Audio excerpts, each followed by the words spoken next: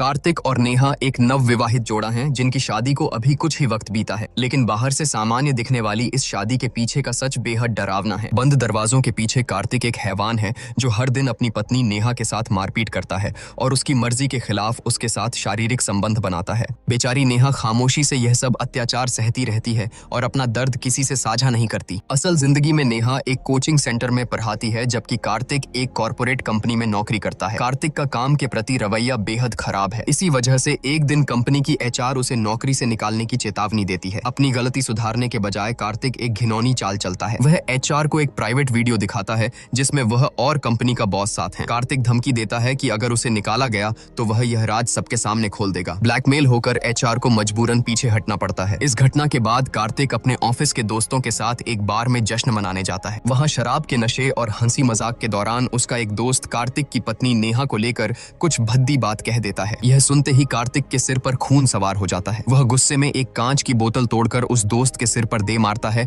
और उसे बुरी तरह पीटता है। बार में हुए इस हिंसक झगड़े के बाद कार्तिक गुस्से में भिनभिनाता हुआ घर लौटता है। घर की मेड दरवाजा खोलती है। कार्तिक अंदर आते ही चिल्लाकर नेहा को आवाज लगाता है। नेहा अपने किसी काम में व्यस्त होने के कारण उस पर ध्यान नहीं दे पाती। कार्तिक झल्लाकर उससे एस्ट्रे मांगता है, लेकिन नेहा की तरफ से कोई जवाब नहीं आता। तब कार्तिक एक खौफनाक दांव चलता है और कहता है कि अगर तुम मुझे एस्ट्रे लाकर दोगी तो आज रात मैं तुम्हें अकेला सोने दूंगा। कार्तिक के पास न जाने और अकेला सोने की बात सुनते ही नेहा तुरंत एस्ट्रे ढूंढने लगती है। उसकी यह बेताबी देखकर कार्तिक का अहंकार बुरी तरह आहत हो जाता है। उसका गुस्सा 7वें आसमान पर पहुंच जाता है। वह चीखता है कि जब उसने आवाज दी तब उसने नहीं सुनी, लेकिन उससे दूर रहने की बात पर वह तुरंत दौड़ पड़ी। वह दरिंदगी पर उतर आता है और नेहा को बेरहमी से पीटने लगता है। इसी हाथापाई के दौरान उसकी नजर नेहा के हाथ पर गुदे गौतम नाम के टैटू पर पड़ती है। यह देखकर कार्तिक का पागलपन और बढ़ जाता है और वह चीखते हुए पूछता है कि क्या वह आज भी गौतम से प्यार करती है। कार्तिक के जुल्मों से टूट चुकी नेहा के पास फर्श पर पड़े होकर आंसू बहाने के अलावा और कोई चारा नहीं था। अपनी इस नारकीय जिंदगी और दर्द के बीच वह बेबस होकर अपने बचपन की यादों में खो जाती है। असल में गौतम नेहा के बचपन का दोस्त था। दोनों पड़ोसी थे, साथ साथ स्कूल जाते और घंटों एक दूसरे के साथ खेलते थे। नेहा का बचपन बहुत दुखों भरा रहा था। जब वह बहुत छोटी थी तभी एक हादसे में उसके माता पिता का देहांत हो गया था। उसके बाद वह अपनी नानी के साये में पली बढ़ी, लेकिन किस्मत को शायद कुछ और ही मंजूर था। कुछ समय बाद नानी भी चल बसी। इस घटना ने मासूम नेहा को अंदर तक तोड़कर रख दिया। नानी के निधन के बाद रिश्तेदारों ने फैसला किया कि नेहा अब गांव छोड़कर अपने मामा के साथ शहर जाकर रहेगी। यह खबर सुनकर गौतम बेहद उदास हो गया। नेहा भी अपने इकलौते दोस्त गौतम को छोड़कर शहर नहीं जाना चाहती थी, लेकिन उन दोनों बच्चों के पास हालात के आगे झुकने के अलावा कोई विकल्प नहीं था। विदाई के वक्त गौतम ने नेहा से एक वादा किया कि जब मैं बड़ा हो जाऊंगा तो तुमसे मिलने शहर जरूर आऊंगा। नेहा शहर चली गई। वे दोनों अक्सर फोन पर बातें किया करते थे, लेकिन वक्त बीतता गया और गौतम अपना वादा पूरा करने आज तक कभी शहर नहीं आया। कहानी वापस वर्तमान में लौटती है। फर्श पर पड़ी नेहा अपने उसी बचपन के दोस्त गौतम की यादों में खोई हुई थी। अगले दिन कार्तिक का क्रूर बर्ताव फिर शुरू हो जाता है। वह जबरदस्ती नेहा को अपनी कार से कोचिंग सेंटर छोड़ने ले जाता है। रास्ते में वह नेहा से सवाल करता है कि क्या उसे कभी कार्तिक से प्यार नहीं हुआ। वह ताना मारते हुए कहता है कि जो गौतम तुम्हें हमेशा के लिए छोड़कर चला गया, आखिर तुम आज भी उस इंसान से प्यार कैसे कर सकती हो। नेहा इस सवाल पर खामोश रहती है। उसकी यह चुप्पी कार्तिक के अहंकार को फिर से ठेस पहुंचाती है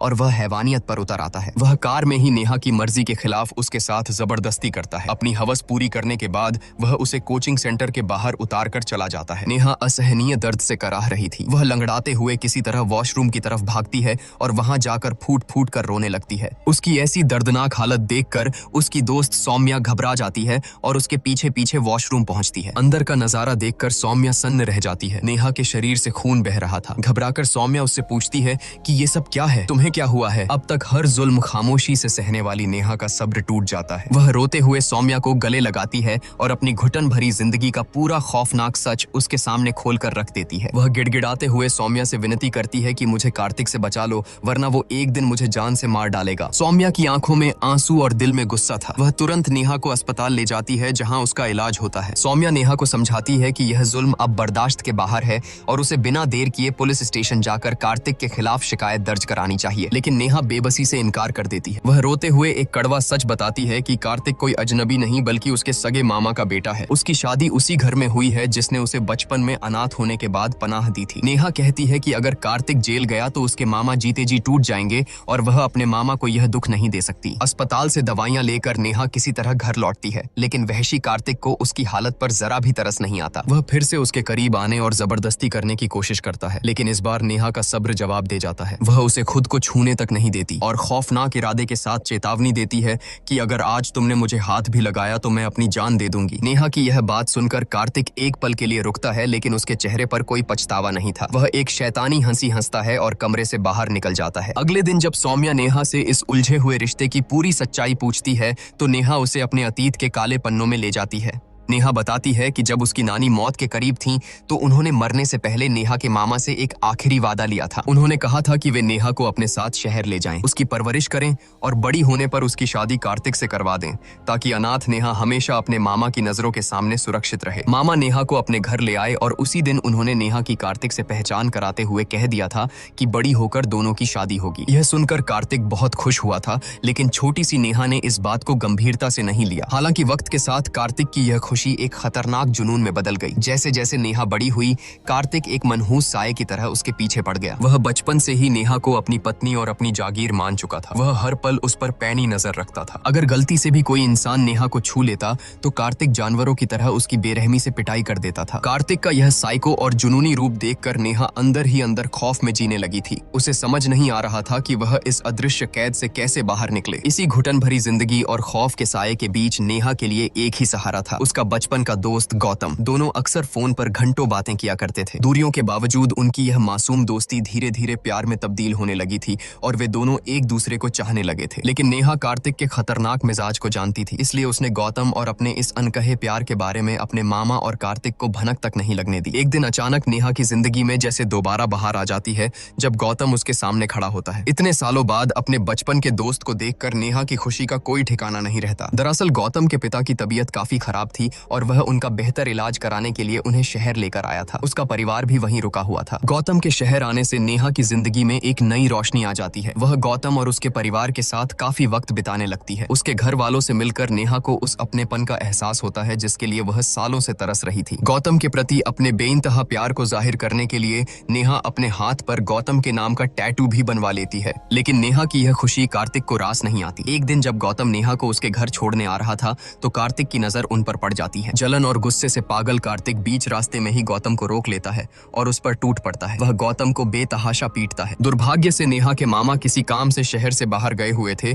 इसलिए वह चाहकर भी उन्हें गौतम या कार्तिक की इस दरिंदगी के बारे में कुछ नहीं बता पाती। इधर कार्तिक का पागलपन सारी हदें पार कर देता है। वह नेहा को डराते हुए खुली धमकी देता है कि अगर उसने चुपचाप उससे शादी नहीं की तो वह गौतम को जान से मार देगा। कार्तिक की धमकियों और गौतम की जान को खतरे में देखकर नेहा अंदर तक कांप जाती है। डर और बेबसी में आकर वह अपनी जान देने की कोशिश करती है। ऐन उसी वक्त उसके मामा वहां पहुंच जाते हैं और नेहा की हालत देखकर उनके होश उड़ जाते हैं। वह कार्तिक की मदद से नेहा को तुरंत अस्पताल ले जाते हैं। जब नेहा की हालत सुधरती है और उसे होश आता है तो उसे एक और बड़ा झटका लगता है। उसे पता चलता है कि गौतम अपने परिवार के साथ वापस गांव जा चुका है और उसका फोन भी नहीं लग रहा। गौतम के इस तरह अचानक चले जाने से नेहा गहरी उलझन और तनाव में डूब जाती है। इधर अस्पताल से वापस आने के बाद कार्तिक नेहा को घर ले आता है और अपने पिता के सामने साफ कह देता है कि वह हर हाल में नेहा से ही शादी करेगा। वह बेशर्मी से कहता है कि वह जानता है नेहा गौतम से प्यार करती है, लेकिन गौतम तो उसे छोड़कर भाग गया, इसलिए अब नेहा सिर्फ उसकी है। नेहा रोते हुए अपने मामा से कहती है कि वह किसी भी कीमत पर कार्तिक से शादी नहीं कर सकती। अपनी भांजी को इस तरह तड़पता देख मामा आखिरकार कार्तिक के बचपन का एक स्याह सच नेहा को बताते हैं कि जब कार्तिक पैदा हुआ था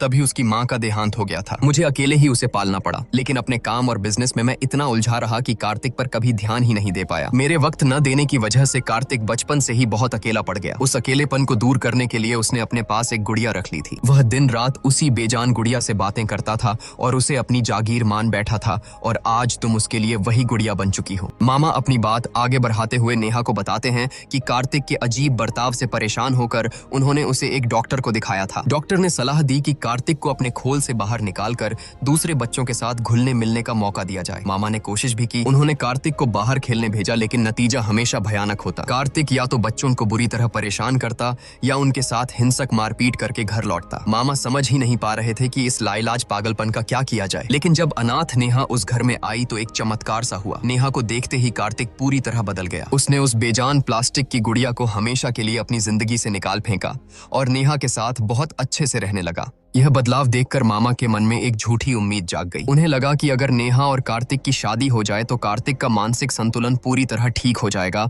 और उसका गुस्सा हमेशा के लिए लिए शांत हो जाएगा। इसी उम्मीद में उन्होंने नेहा के सामने कार्तिक से शादी करने का प्रस्ताव रखा। एक मानसिक रूप से बीमार इंसान से शादी करने के लिए नेहा किसी भी कीमत पर तैयार नहीं थी, लेकिन तभी वहां कार्तिक आ धमका। उसकी आंखों में एक अजीब सी सनक थी। उसने अपने ही पिता के सामने चीखते हुए ऐलान किया कि अगर उसकी शादी नेहा से नहीं हुई तो या तो वह अपनी जान दे देगा या फिर उन्हें मार डालेगा। फिर वह नेहा की तरफ मुड़ा और एक खौफनाक धमकी दी कि अगर तुमने मुझसे शादी के लिए हामी नहीं भरी तो मैं तुम्हारे इन प्यारे मामा की जान ले लूंगा। अपने मामा की जान खतरे में देखकर नेहा अंदर तक टूट गई। जिन मामा ने उसे अनाथ होने पर छत दी थी, उनकी जान बचाने के लिए नेहा के पास कोई और विकल्प नहीं था। बेबसी के आंसुओं के साथ उसने इस शादी के लिए हाँ कर दी। उस दिन के बाद से नेहा एक ऐसी शादी के बंधन में बंध गई जो उसके लिए किसी नरक से कम नहीं था। वह बस घुट घुट कर कार्तिक के जुल्मों को झेल रही थी। कहानी एक बार फिर वर्तमान की उस खौफनाक रात में लौटती है। बेडरूम में कार्तिक का वहशीपन फिर जाग उठता है और वह नेहा के साथ जबरदस्ती करने की कोशिश करता है, लेकिन इस बार नेहा की सहन शक्ति जवाब दे जाती है। वह कार्तिक को पूरी ताकत से धक्का देती है और चीख कर कहती है कि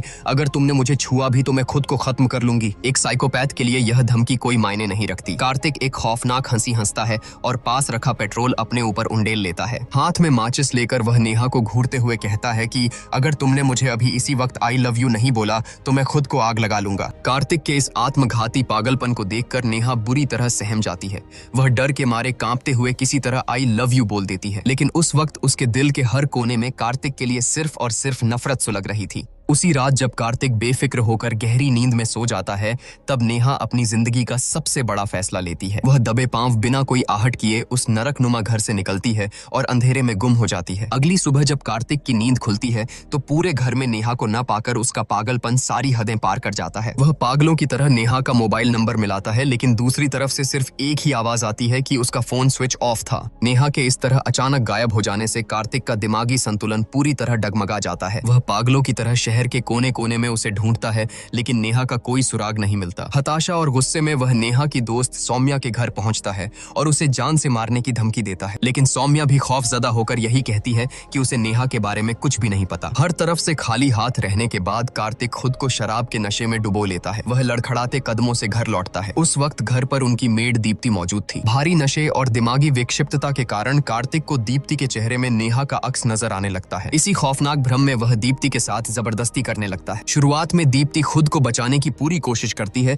लेकिन कार्तिक की हैवानियत के आगे हार मानकर वह विरोध करना छोड़ देती है। लेकिन कार्तिक का वहशीपन यही नहीं रुकता। अगले दिन होश में आने पर वह उसी दीप्ति को बेरहमी से पीटने लगता है। कार्तिक समझ नहीं पा रहा था कि नेहा कहाँ गई और वह अपने इस पागलपन का क्या करे। इसी कुंठा में वह अकेले ही घर का सारा सामान तोड़ने फोड़ने लगता है। मलबे के बीच उसे अचानक अपनी वही पुरानी प्लास्टिक की गुड़िया मिलती है। यह वही गुड़िया थी जिससे नेहा के उसकी जिंदगी में आने से पहले वह अपने दिल की हर बात साझा किया करता था। अपनी पुरानी मानसिक बीमारी की गिरफ्त में आकर कार्तिक आज फिर उसी बेजान गुड़िया से बातें करने लगता है। तभी अचानक कमरे में नेहा आ खड़ी होती है। नेहा को अपने सामने जिंदा देखकर कार्तिक की खुशी का ठिकाना नहीं रहता, लेकिन नेहा के चेहरे पर कोई भाव नहीं था। वह कड़े लहजे में कार्तिक से कहती है कि उसे कोई फर्क नहीं पड़ता कि कार्तिक जिंदा रहे या मर जाए, वह उसके साथ एक पल भी नहीं रहना चाहती। जब कार्तिक को गुस्सा आने लगता है तो नेहा उसकी जलती हुई आग में घी डालते हुए कहती है कि मैं सिर्फ गौतम से प्यार करती हूँ और हमेशा उसी से प्यार करती रहूंगी। गौतम का नाम सुनते ही कार्तिक के दिमाग की नसें फटने लगती हैं। उसका पागलपन सारी हदें पार कर जाता है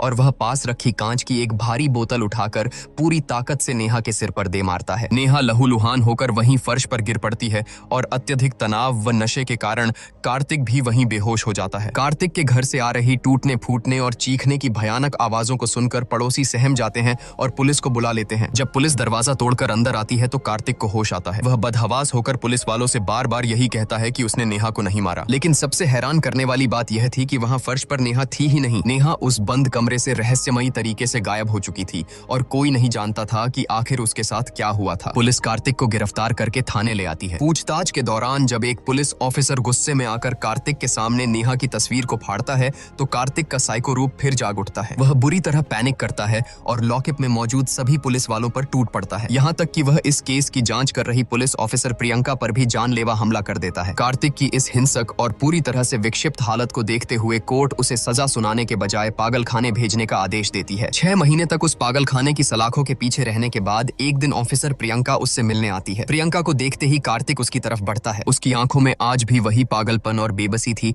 और उसके होठों पर सिर्फ एक ही रट थी कि मैंने नेहा को नहीं मारा था। प्रियंका एक ऐसा सच उजागर करती है जो कार्तिक के पैरों तले जमीन खिसका देता है। वह कहती है कि कार्तिक ने नेहा को नहीं मारा था। नेहा पूरी तरह से जिंदा है और इस वक्त गौतम के साथ अपनी नई जिंदगी खुशी खुशी बिता रही है। प्रियंका खुलासा करती है कि वह, नेहा और गौतम बहुत अच्छे दोस्त हैं। उसे नेहा और गौतम के प्यार के बारे में सब कुछ पता था, लेकिन अपनी पुलिस ट्रेनिंग के लिए उसे शहर से दूर जाना पड़ा था। जब वह ट्रेनिंग पूरी करके लौटी तो उसे पता चला कि नेहा की शादी कार्तिक से हो चुकी है। प्रियंका बताती है कि गौतम ने नेहा को धोखा नहीं दिया था। जब गौतम के पिता अस्पताल में भर्ती थे तो डॉक्टरों ने उन्हें बेहतर इलाज के लिए तुरंत मुंबई ले जाने की सलाह दी थी। जल्दबाजी में गौतम अपने परिवार को लेकर मुंबई चला गया था और इस अफरा तफरी में उसका नेहा से संपर्क पूरी तरह टूट गया था। जब गौतम मुंबई से लौटा और उसे नेहा की शादी का पता चला तो वह सीधा अस्पताल पहुंचा। उस वक्त जब सौम्या नेहा को इलाज के लिए वहां ले गई थी। गौतम जानना चाहता था कि आखिर नेहा ने यह शादी क्यों की। वहां फूट फूट कर रोते हुए नेहा ने गौतम को कार्तिक की हैवानियत, मारपीट और जबरदस्ती की पूरी खौफनाक सच्चाई बता दी थी। नेहा का दर्द और उस पर हो रहे जुल्मों को जानने के बाद प्रियंका, सौम्या और गौतम ने मिलकर कार्तिक को उसके किए की सजा दिलाने की ठानी। उन्होंने एक फुल प्रूफ प्लान बनाया। इसी योजना के तहत प्रियंका ने नेहा से कहा था कि वह चुपचाप कार्तिक का घर छोड़कर चली जाए ताकि कार्तिक का पागलपन और पैनिक अपने चरम पर पहुंच जाए। प्लान ने बिल्कुल वैसा ही काम किया। जब कार्तिक पूरी तरह से टूट चुका था तब नेहा अचानक फ्लैट पर वापस आई। उसे देखते ही कार्तिक अपने गुस्से पर काबू नहीं रख पाया। उसने नेहा के सिर पर बोतल मारी और खुद भी अत्यधिक तनाव के कारण बेहोश हो गया। नेहा के बेहोश होते ही योजना के अनुसार प्रियंका वहां पहुंच गई। उसने नेहा को तुरंत वहां से निकालकर सुरक्षित अस्पताल पहुंचा दिया और कार्तिक को एक हत्यारे के तौर पर पुलिस ने गिरफ्तार कर लिया। प्रियंका आगे बताती है कि ठीक एक हफ्ते पहले ही नेहा कोर्ट में जज के सामने पेश हुई थी। उसने कोर्ट रूम में कार्तिक द्वारा किए गए शारीरिक और मानसिक जुल्मों की पूरी दास्तान बयान की। सारे सबूतों और नेहा के बयान के आधार पर जज ने यह फैसला सुनाया कि कार्तिक एक खतरनाक मानसिक रोगी है और जब तक वह पूरी तरह ठीक नहीं हो जाता उसे इसी पागलखाने में कैद रखा जाएगा। इसके साथ ही कोर्ट ने नेहा को कार्तिक से तलाक भी दिला दिया। अब नेहा उस नरक से हमेशा के लिए आजाद हो चुकी है। उसने गौतम से शादी कर ली है और आज वह उसके साथ एक बेहद खुशहाल और महफूज जिंदगी जी रही है। यह पूरा सच सुनने के बाद कार्तिक अंदर से पूरी तरह टूट जाता है। उसका गुरूर और उसका पागलपन दोनों हार चुके थे। उसके पास अब पछतावे और अपनी उस गुड़िया यानी नेहा की यादों के अलावा कुछ नहीं बचा था। वह पागलखाने की उसी ठंडी कोठरी में बैठकर बेबसी से नेहा को याद करने लगता है और इसी दर्दनाक और न्यायपूर्ण अंत के साथ यह कहानी खत्म हो जाती है। दोस्तों, नेहा ने अपने मामा की जान बचाने के लिए अपनी जिंदगी कार्तिक जैसे साइको के हाथों नरक बना ली। अगर आप नेहा की जगह होते और आपके अपनों की जान खतरे में होती तो आप क्या फैसला लेते? क्या आप भी खामोश रहकर जुल्म सहते या उसी वक्त कार्तिक का डटकर सामना करते? अपने विचार नीचे कमेंट करके जरूर शेयर करें और इसी तरह की फिल्मों का एक्सप्लेनेशन देखते रहने के लिए हमारे चैनल झटपट बॉलीवुड को जरूर सब्सक्राइब करें।